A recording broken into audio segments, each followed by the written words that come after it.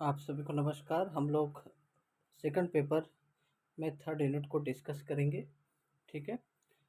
Third second paper में जो third unit है उसमें प्रकाशन नैतिकता के बारे में दिया गया है। प्रकाशन नैतिकता क्या है, सर्वोत्तम अभ्यास क्या क्या हो सकते हैं, कोप वॉर्म है ना, हितों में टकराहट कैसे होती है, प्रकाशन कदाचार कैसे होता है। ठीक है। प्रकाशन नैतिकता और लेख तत्व जो है उसके उल्लंघन तथा योगदानकर्ता की पहचान कैसे की जाए, ये सब। और प्रकाशन कदाचार की पहचान, शिकायतें और अपीली जो शिकारी प्रकाशक और पत्रिकाएं हैं उस पर यह लेक्चर रहेगा। इसमें आप देख पा रहे हैं प्रकाशन नैतिकता, सर्वोत्तम अभ्यास, हितों में टकराहट, ये सब पॉइंट है। ठीक है। तो प्रकाशन नैतिकता से संबंधित प्रमुख सिद्धांत, प्रकाशन नैतिकता क्या है इसको देख लेते हैं। ठीक है। आशा है कि इससे पहले जो वीडियो मैंने अपलोड किया है वो आपको समझ आया होगा। ठीक है। तो प्रकाशन नैतिकता क्या है? प्रकाशन नैतिकता वह ढांचा है जिसके अंतर्गत शोधकर्ता, लेखक, संपादक और प्रकाशक ईमानदारी से, सत्यनिष्ठा से अपने कार्य को संपादन करता है। इसका उद्देश्य होता है प्रकाशन में गुणवत्ता को बनाए रखना। ठीक है। इसके प्रमुख सिद्धांत है कर्तव्य सिद्धांत। शोधकर्ता का यह कर्तव्य यह नैतिक कर्तव्य है कि वह निष्पक्ष और मौलिक और सटीक जानकारी प्रकाशित करे। परिणाम सिद्धांत, इसमें यदि कोई शोधकर्ता जानबूझकर भ्रामक और गलत प्रकार जो शोध पत्र है या शोध कार्य को प्रकाशित करता है या किया जाता हो, तो उसे नकारात्मक सामाजिक प्रभाव को ध्यान में रखकर अनैतिक माना जाएगा। सद्गुण नैतिकता, यह सिद्धांत कहता है कि एक अच्छा शोधकर्ता में वे गुण अपनाना चाहिए या होना चाहिए जो उसे ईमानदार, निष्पक्ष और जिम्मेदार बनाता है। ठीक है। प्रकाशन नैतिकता का महत्व, एकेडमिक प्रतिष्ठा बनाए रखना, शोध के पाठकों का विश्वास बनाए रखना, समाज और नीति निर्माण को सटीक जानकारी देना। ठीक है। तो ये हो गया आपका पहला टॉपिक, है ना, प्रकाशन नैतिकता। दूसरा है सर्वोत्तम अभ्यास, मानक निर्धारण, पहल और दिशा निर्देश, कोप और वॉर्म। कोप और वॉर्म को मैंने जो FFP वाला जो वीडियो था उसमें मैंने पूरा डिस्कस किया है, तो इसको आप एक बार देख लीजिएगा। मैं इसको स्लाइस कर रहा हूँ। ठीक है।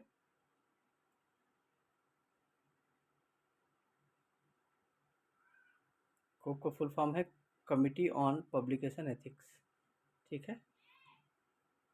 चूँकि हमारे पास समय कम है इसलिए मैं इसको स्लाइस कर रहा हूँ, क्योंकि मैंने इसको डिटेल जो वीडियो FFP वाला वीडियो था उसमें कोप और जो फॉर्म है उसको मैंने डिस्कस किया है, तो उसको आप एक बार देख लीजिएगा। आपने देखा होगा। ठीक है। उससे फ़ायदा होगा, आप उसे ज़रूर देखिएगा। ठीक है। तीसरा टॉपिक है हितों का टकराहट। यह वह स्थिति होती है जहाँ पर शोधकर्ता और व्यक्तिगत, वित्तीय या संसाधन हित उनके शोध के निष्कर्षों को प्रभावित करता है। जैसे इसमें प्रमुख सिद्धांत है पारदर्शिता सिद्धांत, शोधकर्ता को अपने सभी संभावित हितों को स्पष्ट करना चाहिए। निष्पक्ष सिद्धांत या निष्पक्षता सिद्धांत, जिसमें सभी पक्षों के स्थान समान व्यवहार किया जाना चाहिए, सभी पक्षों के साथ समान व्यवहार किया जाना चाहिए। इसके बाद अगला टॉपिक है प्रकाशन कदाचार और नैतिक विकल्प। प्रकाशन कदाचार के रूप क्या क्या है? मिथ्या निर्माण, है ना, इसको मैंने डिस्कस किया है FFP में। मिथ्या निर्माण, डेटा या परिणामों को गढ़ लेना, मिथ्याकरण, डेटा को जानबूझकर बदल देना, साहित्यिक चोरी, किसी और के कार्य को बिना श्रेय प्रस्तुत करना, और इस्लामी स्लाइसिंग, है ना, ये ही एक ही शोध को टुकड़े में बांटकर प्रकाशित करना। इसको मैंने ऊपर डिस्कस किया है। प्रकाशन कदाचार को जन्म देने वाली समस्या क्या क्या है? प्रकाशन की संख्या बढ़ाने पर दबाव रहता है, शोध फंडिंग प्राप्त करने में प्रतिस्पर्धा रहती है, इसलिए ये समस्याएं आती है। एकेडमिक प्रमोशन की दौड़ के कारण भी ये समस्याएं आती है। समय की कमी और मार्गदर्शन का अभाव होने के कारण भी समस्याएं देखने को मिलती है। ठीक है। इसके प्रमुख सिद्धांत, ईमानदारी का सिद्धांत, जिसमें शोधकर्ता को सत्य के प्रति प्रतिबद्ध रहना चाहिए। मूल्य आधारित जो शोध सिद्धांत, जिसमें शोध का उद्देश्य केवल प्रकाशन नहीं बल्कि समाज के मौलिक ज्ञान का निर्माण होना चाहिए। निष्कर्ष में हम देख सकते हैं कि प्रकाशन नैतिकता केवल एक औपचारिकता नहीं बल्कि वैज्ञानिक दायित्व और सामाजिक उत्तरदायित्व है, जिसमें कोप और वॉम जैसी संस्थाएं इन मूल्यों की रक्षा कर रही है। और एक नैतिक शोधकर्ता न केवल ज्ञान निर्माण करता है बल्कि नैतिक मूल्यों का भी संवाहक होता है। ठीक है, आगे बढ़ते हैं। प्रकाशन कदाचार और लेखक प्रकाशन की जिम्मेदारियां क्या क्या है। प्रकाशक कदाचार। प्रकाशक कदाचार वह अनैतिक आचरण है जिसमें लेखक और प्रकाशक झूठे, गढ़े हुए या चुराए हुए शोध को प्रकाशित करते हैं और एक ही शोध को कई बार प्रकाशित कर देते हैं। इसकी नैतिक जिम्मेदारी क्या होती है। मौलिकता को बनाए रखना चाहिए। लेखकों में केवल अपने मौलिक और मौजूदा डेटा को ही प्रकाशित करना चाहिए। स्पष्ट स्रोतों को स्पष्ट करना चाहिए। प्लेजरिज्म से बचना चाहिए। डुप्लीकेट और सलामी स्लाइसिंग नहीं करना चाहिए। और सहलेखकों की पारदर्शिता इसमें होनी चाहिए, उनको भी श्रेय देना चाहिए। ठीक है, प्रकाशकों और संपादकों की जिम्मेदारियां क्या क्या होनी चाहिए। ठीक है, उनकी जिम्मेदारी क्या क्या है। तो उनकी जिम्मेदारी है समीक्षा प्रस्तुत करने में निष्पक्षता उन्हें रखनी चाहिए, है ना। डबल ब्लाइंड पीयर रिव्यू प्रक्रिया को सुनिश्चित करना चाहिए। ठीक है, प्लेजरिज्म जांच करवाना चाहिए। इसमें महत्वपूर्ण जो टूल्स हैं मैंने बार बार बताया है, टर्निटिंग, है ना, और जो ग्रामरली है, उरकुंड है, ये सब प्लेजरिज्म चेकर है। ठीक है, टुपली चेकर भी है। सार्वजनिक हितों पर ध्यान रखना चाहिए। ठीक है, और शिकायतों की निष्पक्ष जांच करनी चाहिए। कोप और वॉर्म की भूमिका, इसको मैंने डिटेल वीडियो में आपको समझाया है, तो मुझे माफ़ करिएगा, मैं इसे बार बार आपको नहीं पढ़ाऊँगा क्योंकि समय बहुत कम है। हमारा पेपर 23 तारीख से शुरू है, तो इससे आप एक बार कम से कम इससे पहले मैंने ये कोप और वॉर्म में वीडियो बनाया है डिटेल में, उसको आप देखिएगा। ठीक है, फिर भी धीरे धीरे स्लाइस कर रहा हूँ, अगर किसी को पढ़ना है तो।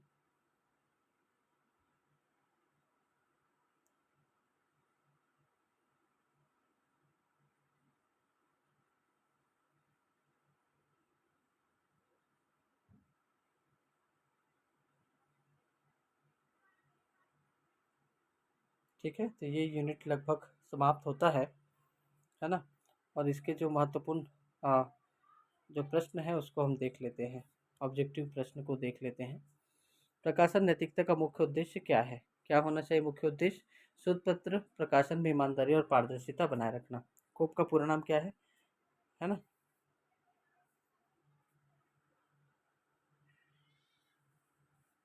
कोप का पूरा नाम क्या है,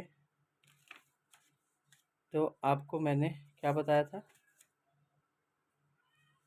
कमिटी ऑन पब्लिकेशन एथिक्स बताया था कि काउंसिल ऑन पब्लिकेशन एथिक्स। ठीक है, तो आपको याद रखना है ना? आगे बढ़ते हैं। ठीक है, इसको एक बार चेक कर लीजिएगा क्योंकि मुझे कन्फ्यूजन है। वॉर्म का मुख्य उद्देश्य क्या है। मेडिकल संपादकों के लिए नैतिक दिशा निर्देश प्रदान करना। कोप की स्थापना कब हुई थी। 1997 को। हितों का टकराहट कॉन्फ्लिक्ट ऑफ इंटरेस्ट किससे संबंधित है। व्यक्तिगत लाभ जो निर्णय को प्रभावित करे। छठवां, प्रकाशन नैतिकता के अंतर्गत सबसे गंभीर कदाचार क्या है। साहित्यिक चोरी, प्लेजरिज्म। लेखकों की नैतिक जिम्मेदारी क्या होनी चाहिए। मौलिकता और मौलिक शोध को प्रस्तुत करना। प्रकाशकों की जिम्मेदारी में क्या शामिल नहीं है, तो लेखकों को गुप्त रूप से बदलना।